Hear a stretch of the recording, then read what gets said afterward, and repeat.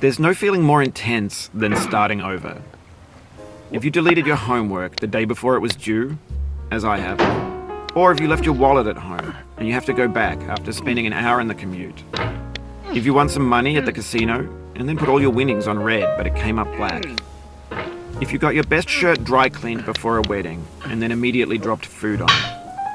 If you won an argument with a friend and then later discovered that they just returned to their original view. Starting over is harder than starting up. If you're not ready for that, like if you've already had a bad day, then what you're about to go through might be too much. Feel free to go away and come back. I'll be here. Alright, thanks for coming with me on this trip. I'll understand if you have to take a break at any point. Just find a safe place to stop and quit the game.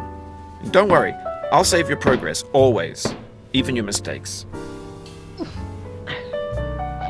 This game is a homage to a free game that came out in 2002, titled Sexy Hiking.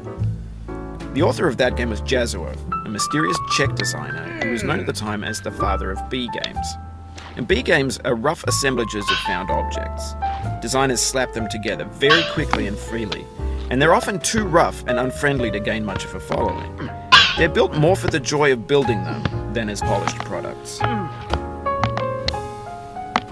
In a certain way, Sexy Hiking is the perfect embodiment of a B game. It's built almost entirely out of found and recycled parts, and it's one of the most unusual and unfriendly games of its time. In it, your task is simply to drag yourself up a mountain with a hammer.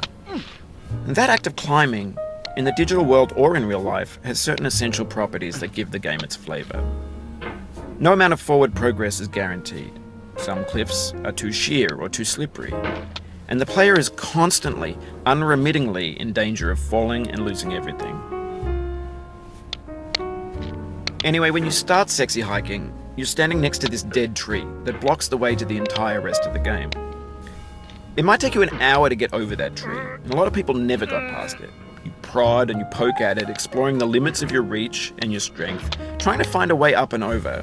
And there's a sense of truth in that lack of compromise.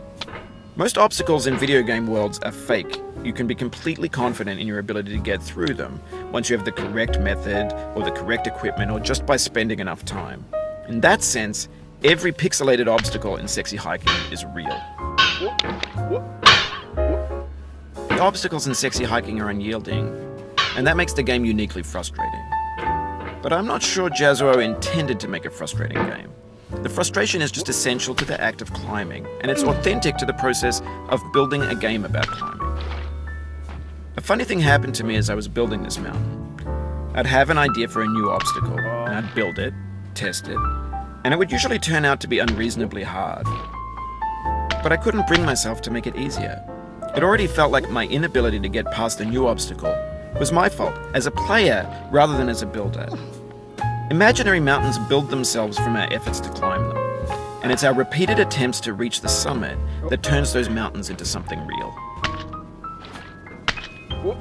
When you're building a video game world, you're building with ideas, and that can be like working with quickset cement. You mold your ideas into a certain shape that can be played with, and in the process of playing with them, they begin to harden and set until they're immutable, like rock. And at that point, you can't change the world. Not without breaking it into pieces and starting fresh with new ideas.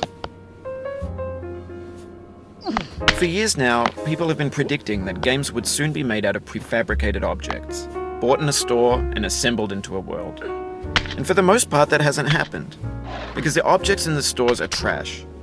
I don't mean they look bad or that they're badly made, although a lot of them are. I mean they're trash in the way that food becomes trash as soon as you put it in the sink. Things are made to be consumed and used in a certain context, and once the moment is gone, they transform into garbage. In the context of technology, those moments pass by in seconds. Over time, we've poured more and more refuse into this vast digital landfill that we call the internet. It now vastly outnumbers and outweighs the things that are fresh and untainted and unused. When everything around us is cultural trash, trash becomes the new medium, the lingua franca of the digital age. And you can build culture out of trash. But only trash culture. B games, B movies, B music, be philosophy. What? Maybe this is what digital culture is.